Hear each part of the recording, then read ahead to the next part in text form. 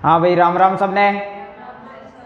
हाँ तो देखो, आगे हमने अभी तक क्या क्या देख लिया।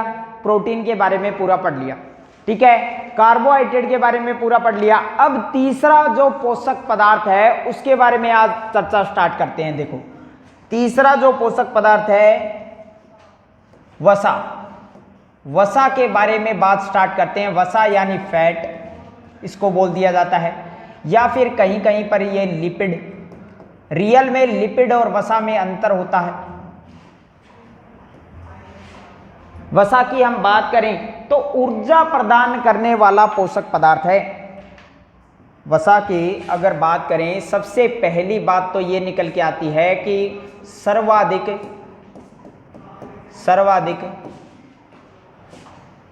ऊर्जा प्रदान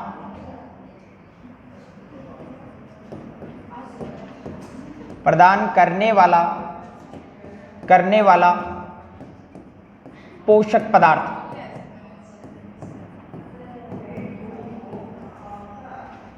हाँ तो देखो, सर्वाधिक ऊर्जा प्रदान करने वाला पोषक पदार्थ का नाम आ जाता है वसा।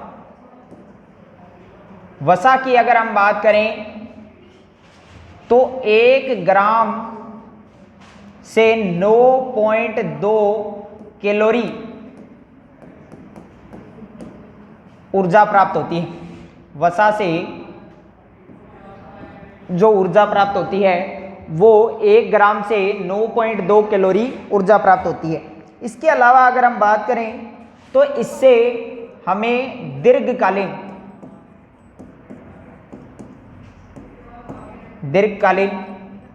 ऊर्जा प्राप्त होती है। दीर्घकालीन ऊर्जा यानी लंबे समय तक उपयोग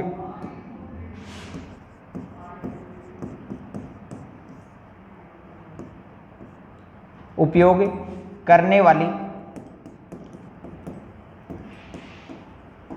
ऊर्जा इससे प्राप्त होती है। एक और अगर हम बात करें तो नोट करके, CBH यानी कार्बोहाइड्रेट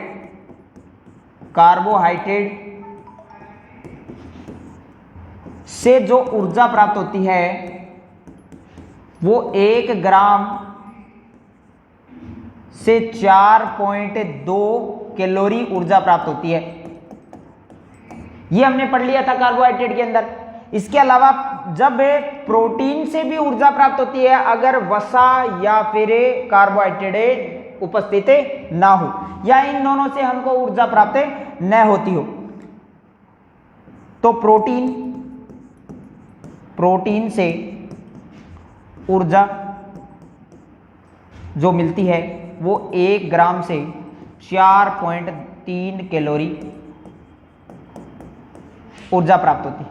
वैसे तो ये ज़्यादा ही इससे ऊर्जा प्राप्त होती है, लेकिन ये तब ऊर्जा प्राप्त की जाती है इससे जब हमारे शरीर में वसा और कार्बोहाइड्रेट की कमी हो जाए। ये मैंने प्रोटीन के अंदर बात लिखा रखी है। जल से जो ऊर्जा प्राप्त होती है, जल से जो ऊर्जा प्राप्त होती है वो शून्य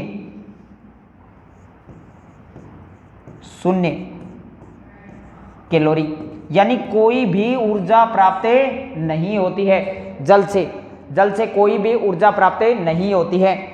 तो अतः हम कह सकते हैं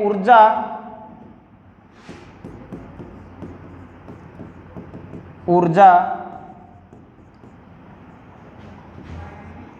प्रदान करने वाले पोषक पदार्थ कौन से हैं? 1 नंबर पे तो वसा है और दूसरे नंबर पे है कार्बोहाइड्रेट।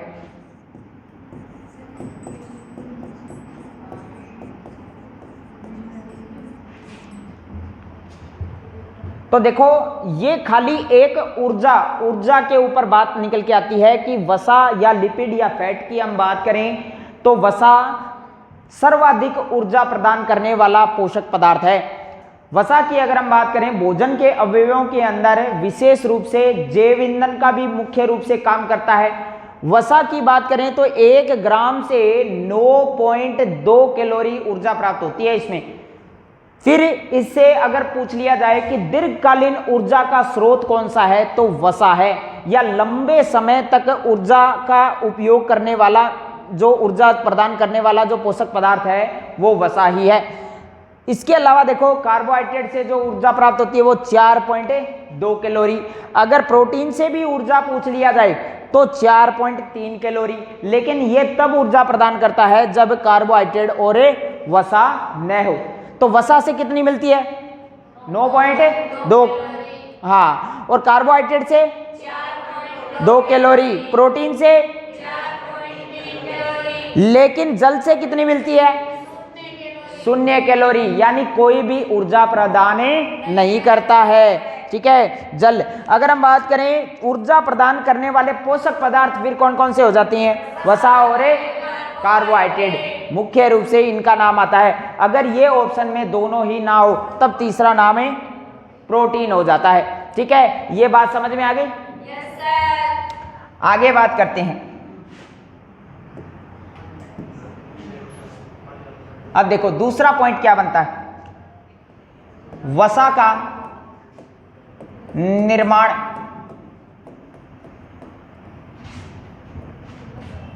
वसीय अमल,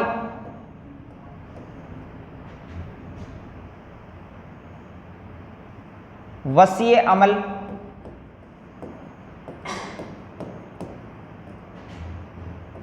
और ग्लिसरॉल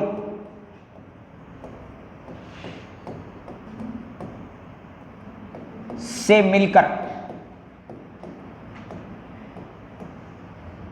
वसीय अमल, यानी हम इसको बोल सकते हैं फैटी एसिड,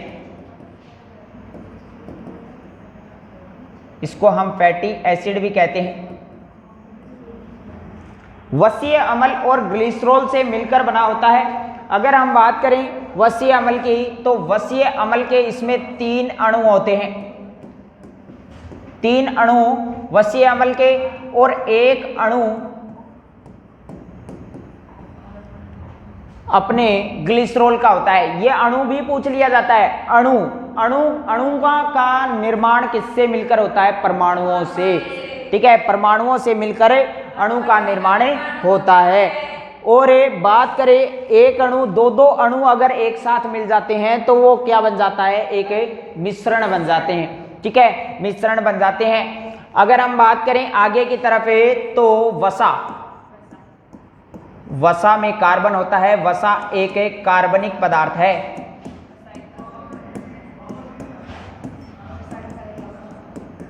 वसा एक कार्बनिक पदार्थ है।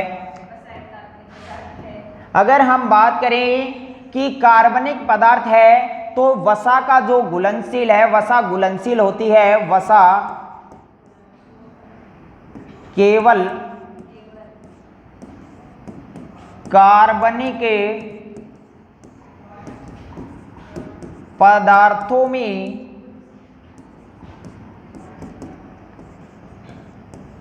घुलनशील है, जल में अघुलनशील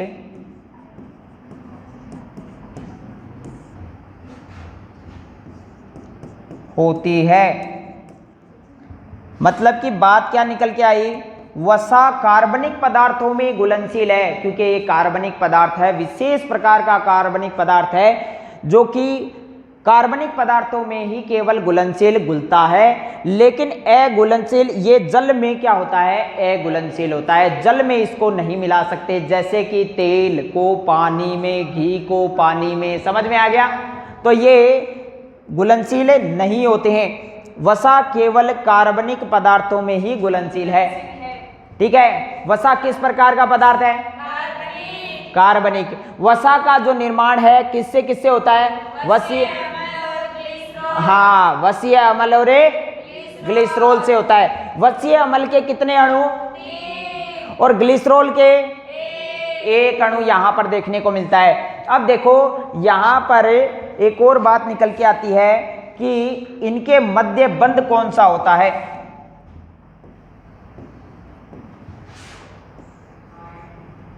वसा में बंध या रासायनिक बंध उपस्थित होता है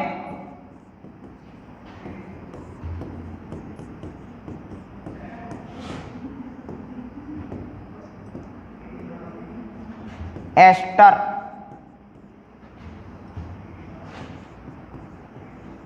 एस्टर बंध यहां पर पाया जाता है, एस्टर बंध यहां पर पाया जाता है।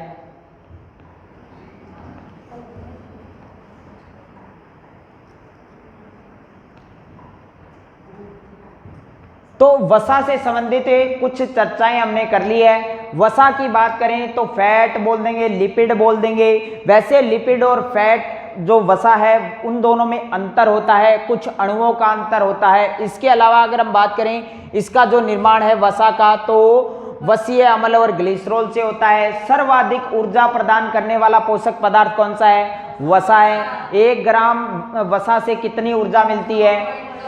9.2 कैलोरी। जल से कोई भी ऊर्जा नहीं मिलती, यानी 0 कैलोरी यहां पर प्राप्त होता है। ठीक है, ये बात निकल के आ जाती है। आगे बात करते हैं, देखो वसा की। वसा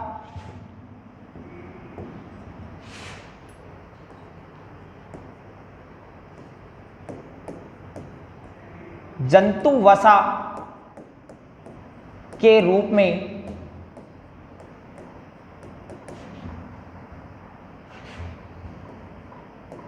उपस्थित, यानी अगर हम बात करें जंतुओं में वसा के रूप में या जंतु वसा के रूप में, ठीक है, यहां पर ऐसे भी आ सकता है जंतुओं में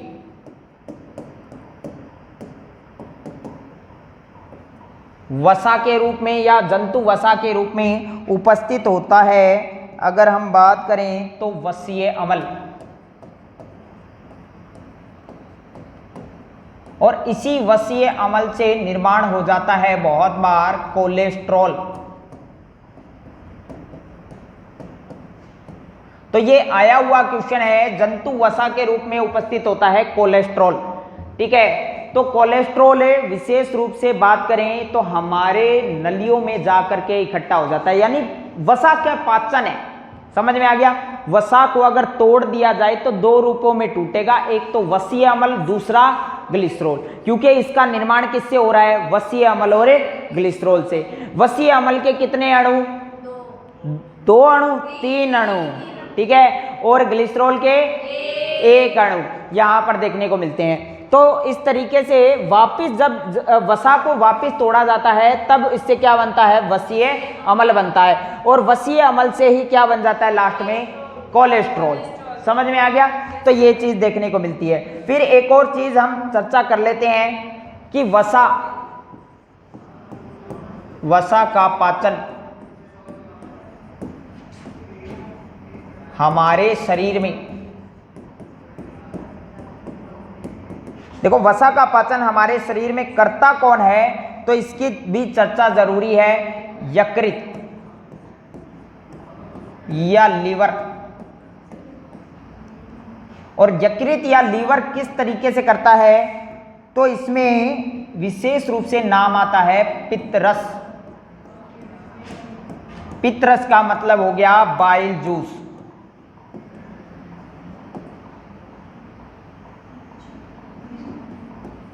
बाइल जूस, ठीक है, पित्तरस।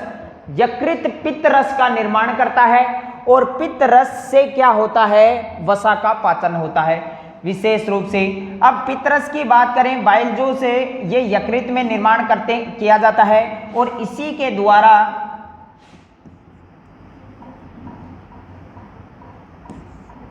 वसा को वसीय अम्ल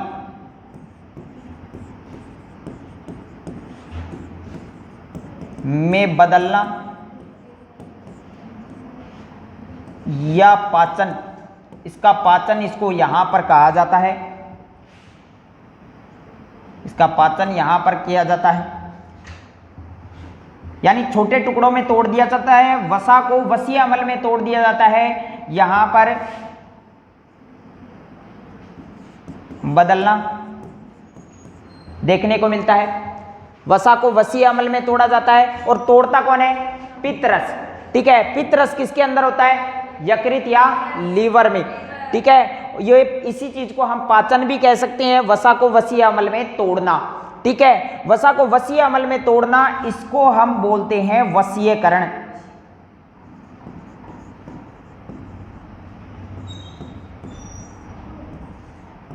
प्रक्रिया, या फिर हम इसको बोलते हैं इमल्सिफिकेशन।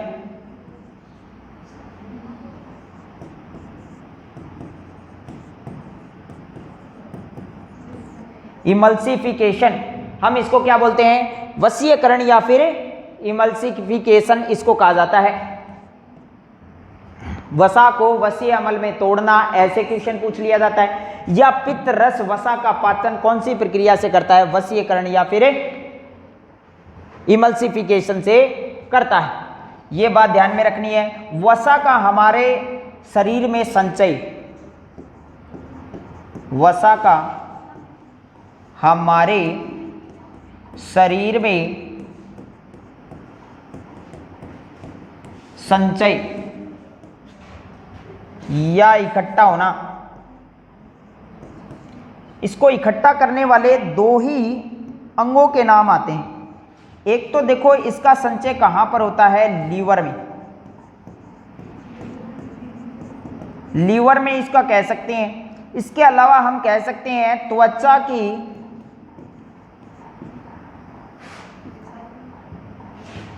निचली परत,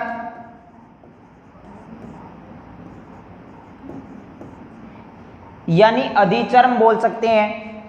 त्वचा की निचली परत में वसा का संचयन या इकट्ठा होना देखा जाता है, लीवर में और त्वचा की निचली परत में। समझ में आ गया? दो ही जगह है जहां पर वसा का संचयन होता है, लीवर या त्वचा की निचली परत में। ठीक है, तो ये बात देखने को मिलती है। अब देखो क्या बात आई। सबसे पहला, जंतु वसा के रूप में या जंतुओं में वसा के पाचन के रूप में अंत में क्या बन जाता है? कोलेस्ट्रॉल बन जाता है। क्या बन जाता है? कोलेस्ट्रॉल। एक तरीके से देखा जाए तो वसा के पाचन में लास्ट में बनने वाला या बचने वाला जो प्रोडक्ट है वो तो एक तरीके से अपशिष्ट हो जाता है। तो ये वसा का अपशिष्ट है कोलेस्ट्रॉल। समझ में आ रहा है? फिर वसीय अम्ल हम इसको बोल सकते हैं, अगर ऑप्शन में कोलेस्ट्रॉल नहीं है तो वसीय अम्ल। ठीक है, वसा का पाचन हमारे शरीर में कौन करता है?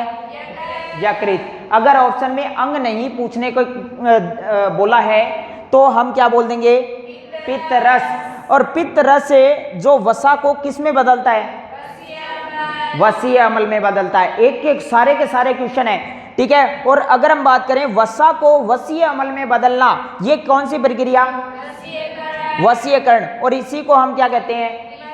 इमल्सिफिकेशन हम इसके कहते हैं। ठीक है, वसा का हमारे शरीर में अगर इकट्ठा होना या संचय की बात करें तो कहां पर? लीवर में या त्वचा की निचली परत के अंदर देखने को मिलता है। अब देखो वसा के हम देख लेते हैं स्रोत।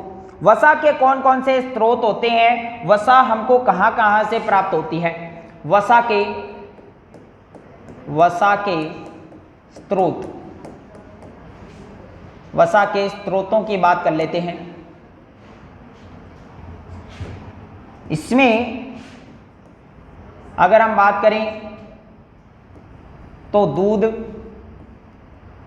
2 नंबर पे घी की अगर हम बात करें तो सर्वाधिक वसा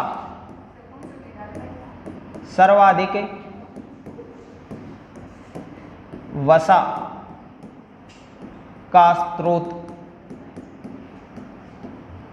और अगर हम बात करें मक्खन नाम आ जाता है, दही बोल सकते हैं, छाछ बोल सकते हैं। ठीक है, एक ही प्रोडक्ट हो गई। आगे बात करते हैं मछली, और एक हो जाता है अंडे यानी अंडा। अंडा भी वसा का स्रोत है। अंडे में कौन सा प्रोटीन पाया जाता है भाई? एल्बुमिन। कौन सा प्रोटीन? एल्बुमिन प्रोटीन पाया जाता है। मांसपेशियों में कौन सा प्रोटीन पाया जाता है? एक्टिन और मायोसिन। और हड्डियों में कौन सा प्रोटीन पाया जाता है? ओसिन प्रोटीन पाया जाता है। ये ध्यान में रखना है। दूध, दूध नाम आया देखो, दूध के अंदर लगभग सभी पूर्ण पोषण के रूप में इसको जाना जाता है। दूध के अंदर लैक्टोज नामक शर्करा होती है, जो जिसको हम कार्बोहाइड्रेट भी बोल सकते हैं। इसको मापने वाला यंत्र कौन सा है? लैक्टोमीटर। दूध को दही में बदलने वाला कौन सा हो गया? लैक्टोबैसिलस बैक्टीरिया यानी जीवाणु। ठीक है, ये नाम ध्यान में रखने हैं, बार बार मैं भूलने नहीं दूंगा, एक के बाद में एक वापस पूछते रहेंगे। मछली यहाँ पर आ चुका है देखो, मछली, अंडा, मक्खन, दही, छाछ, घी और दूध, इन सब में क्या मिलता है? वसा पाई जाती है। सबसे अच्छा जो स्रोत है वो वसा का कौन सा है? घी। ठीक है, अब देखो यहां पर हम बात कर लेते हैं तेल की। तेल, अब देखो तेल भी वसा का सबसे अच्छा स्रोत माना जाता है। अगर हम बात करें इसमें विशेष रूप से एक नाम आता है सरसों का तेल।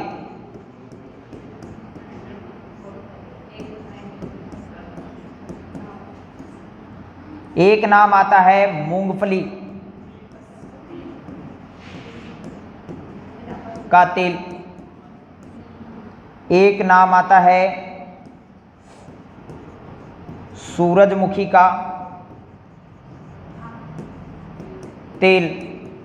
और एक नाम आ जाता है नारियल का तेल।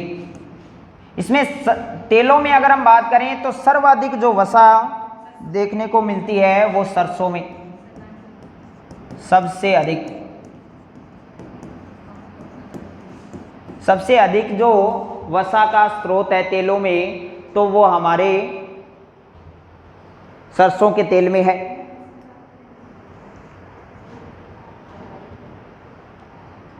दूसरे नंबर पे मूंगफली आ जाता है, फिर सूरजमुखी और फिर नारियल का तेल है। अब जैसे और भी बाकी प्रोडक्ट के जिनके हम खाद्य तेल बनते हैं, देखो ये तेल, हम खाद्य तेल की बात कर रहे हैं। ठीक है, और भी जो खाद्य तेल जैसे तिलों का तेल निकलता है, समझ में आ गया? तिलों का भी तेल निकलता है और खाने में यूज करते हैं, तो वो सारे तेल फिर इसके नीचे आ जाते हैं। मैंने जो इन तेलों के कुछ नाम बताए हैं, इसमें सरसों का तेल सबसे अधिक यहाँ पर वसा पाई जाती है। ठीक है, मूंगफली का तेल आ जाता है, सूरजमुखी का तेल आ जाता है, नारियल का तेल, यहाँ पर तिलों का तेल आ जाता है। ठीक है, सोयाबीन का तेल, ठीक है, खाद्य तेल है। ये वसा के स्रोत इनको कहा जाता है। वसा के कमी से रोग अगर हम बात करें और अधिकता से रोग, दोनों तरीके से इसके रोगों की बात कर लेते हैं। अगर वसा का अधिक सेवन किया जाए तो बढ़ता है मोटापा। समझ में आ गया? हाँ, इसको तो पक्का पता है। ठीक है, वसा का अधिक सेवन और बढ़ता है मोटापा, जरूरी थोड़ी ना है। अगर व्यक्ति काम कर रहा है और काम के अनुसार अगर वो वसा का सेवन कर रहा है तो उसके शरीर के लिए लाभदायक है, तो उसका शरीर में मोटापा नहीं बढ़ेगा। लेकिन अगर वो विश्रामावस्था में है और उस अवस्था में अधिक वसा का सेवन कर रहा है, तब उसमें मोटापे के लक्षण देखने को मिलेंगे। समझ में आ गया? जैसे अगर कोई खेती का काम कर रहा है और फिर वो वसा का सेवन कर रहा है, तो उसके लिए जायज़ है, यानी सही है, उसके शरीर के लिए आवश्यक है वो। समझ में आ रहा है? और अगर वो व्यक्ति अपने घर पे बैठे बैठे कोई काम कर रहा है, वहीं पर उसको मतलब कि घर के अंदर ही उसको काम उपलब्ध हो जाते हैं। वर्तमान में तो होमवर्क, आजकल तो क्या चल रहा है कि घरों में ही ऑनलाइन काम मिल जाता है, तो वो इस तरीके का काम है, उसमें ऊर्जा तो कहीं लगी नहीं रही, और ऊर्जा नहीं लग रही है और फिर भी वो वसा का अगर सेवन करे तब उसमें मोटापे के लक्षण उत्पन्न हो जाते हैं। ठीक है, तो ये देखो, ये वसा के स्रोत हैं। इसके बाद में हम देख लेते हैं, देखो वसा की कमी या वृद्धि से होने वाले रोग। वसा की कमी या वृद्धि से होने वाले रोगों में अगर हम बात करें, वसा की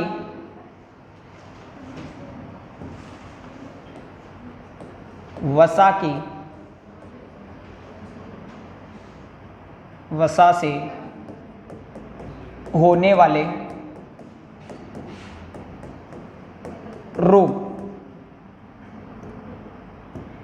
इसमें दो कंडीशन बनती है, एक तो बन जाता है कमी से और एक अधिकता से। कमी से रोग और एक वृद्धि से रोग या अधिकता से रोग।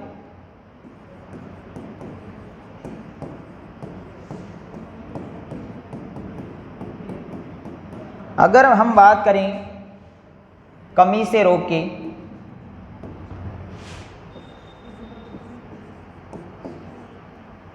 तो इसमें सीधी सी एक घटना आती है, वजन का कम होना।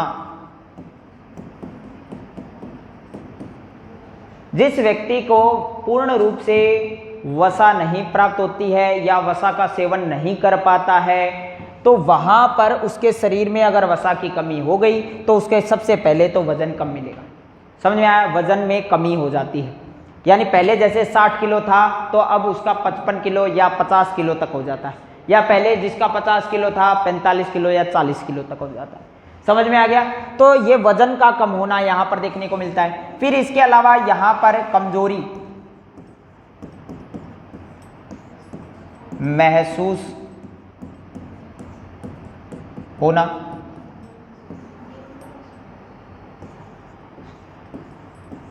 जल्दी से थकान महसूस करना, त्वचा का रूखापन या शुष्क होना, ये कई चीजें उसके शरीर में देखने को मिलती हैं।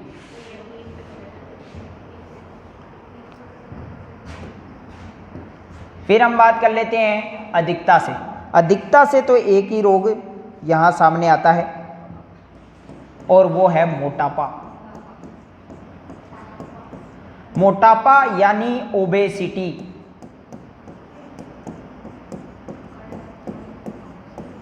ओबेसिटी, मोटापा या ओबेसिटी, इसको इंग्लिश में ओबेसिटी भी कहते हैं, बहुत बार ये इंग्लिश का नाम दे दिया जाता है, मोटापा या ओबेसिटी। अगर हम इसमें बात करें मोटापा या ओबेसिटी, मोटापा के साथ में बहुत सारे नाना प्रकार के रोग साथ में चलते हैं। जैसे कि अगर हम बात करें, इसमें कैंसर होने की संभावना है। इसमें अगर हम बात करें बीपी हाई व लो, ठीक है, कम या ज़्यादा होना। इसके अलावा यहाँ पर अगर हम बात करें मधुमेह,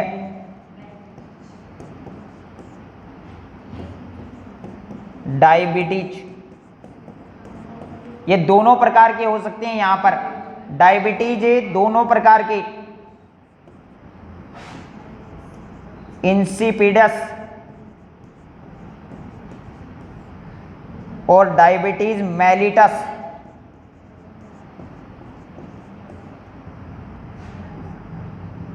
इसी को मेलिटस को हम शुगर कहते हैं।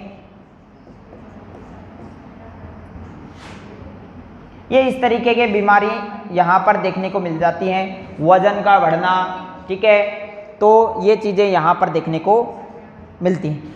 नोट करके एक बात मैं अलग से लिख देता हूँ,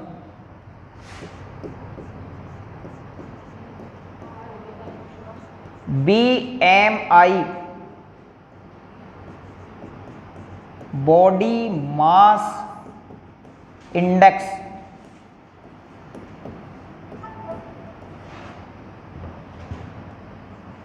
तीस से अधिक अगर है तो मोटापा है, ठीक है। अगर 30 से कम है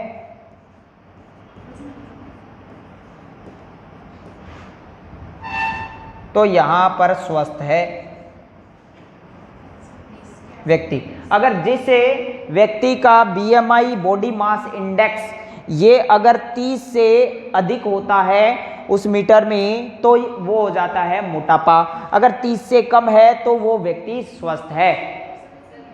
30 किलो नहीं है, ये समझ में आ रहा है? आपको मीटर में मापा जाएगा इसमें BMI से, और जब मापा जाएगा बॉडी मास इंडेक्स, यानी आपके शरीर में लंबाई के आधार पर आपके एक एक अंग पर जो मास चढ़ा हुआ है उसकी वैल्यूएशन ये करता है। समझ में आ गया? खुद को देखने की जरूरत नहीं है, ठीक है? आप मोटापे के शिकार नहीं हो, ठीक है? आप स्वस्थ हो, ठीक है? अब देखो यहाँ पर क्या बात बताई मैंने, वसा से होने वाले रोग, एक तो होता है कमी से, एक होता है अधिकता से। कमी से कौन कौन से लक्षण है? वजन का कम होना, कमजोरी महसूस होना, जल्दी से, और त्वचा का रूखापन या शुष्कपन। भाई सीधी सी बात है, अगर देखो वसा का देसी अगर मतलब बताएं तो चिकनाई होती है कि नहीं होती? ठीक है, अगर वसा कम अगर हमने सेवन किए तो सबसे पहले तो त्वचा ही रूखी हो जाती है। समझ में आ गया? उससे पता लग जाता है, होठ फटने लग जाते हैं, त्वचा रूखी हो जाती है। तो इस तरीके के काम यहाँ पर देखने को मिलते हैं। तो बहुत बार ये अगर वसा की कमी है तो वजन भी कम हो गया, वजन कम हो गया तो थोड़ा सा कुछ काम करेंगे तो क्या होगी? थकान महसूस होगी।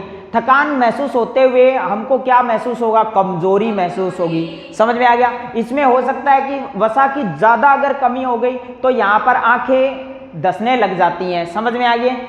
क्लियर है? फिर इसके अलावा देखो त्वचा का रूखापन हो गया, जल्दी से थकान, कमजोरी महसूस होना, वजन का कम होना, सारे एक दूसरे से संबंधित पॉइंट है। फिर अधिकता में एक ही रोग लगता है, नाम क्या है? मोटापा। इसी का दूसरा नाम ओबेसिटी। क्या नाम है? ओबेसिटी। ओबेसिटी यानी मोटापे के साथ में अनेकों बीमारियां होती हैं। अगर हम बात करें कैंसर, बीपी हाई और लो, बीपी यानी ब्लड प्रेशर, ठीक है? ब्लड प्रेशर जो हमारी नसों के अंदर है वो या तो हाई हो जाता है या लो भी हो सकता है। इसमें अगर हम बात करें मधुमेह या डायबिटीज दोनों प्रकार की इसमें शामिल हो सकती है। जैसे एक तो होता है इंसिपिडस और एक होता है मेलिटस। मेलिटस जो है इसी को हम बोलते हैं शुगर, ठीक है? विशेष रूप से ये जो जिसको शुगर बोल रहे हैं ना, तो वो मधुमेह है, ये ही है। समझ में आ गया? इसको मधुमेह नहीं बोला जाता, ये अलग तरीके का है। अगर हम बात करें बीएमआई की बात करें तो बॉडी मास इंडेक्स, अगर किसी व्यक्ति का बीएमआई 30 से अधिक है तो इसका मतलब, और 30 से कम है तो स्वस्थ। बात समझ में आ गई? बहुत है, कल फिर हम कुछ करेंगे। समझ में आ गया? इसके आगे का पॉइंट हम देखेंगे। समझ में आ गया? यहाँ तक का अच्छे से याद करके आना है और सभी से पूछा जाएंगे, ठीक है? ये पूरा जितना भी टॉपिक है, जिसमें ग्लिसरॉल के बारे में पूछ सकते हैं हम, एक अणु इसमें होता है। इसके अलावा वसीय अम्ल के बारे में बहुत सारे क्वेश्चन बन जाते हैं। और अगर हम बात करें तो जंतु वसा के रूप में लास्ट में क्या बनता है? कोलेस्ट्रॉल बनता है। तो इस तरीके के क्वेश्चन आपको ध्यान में रखने। क्लियर है?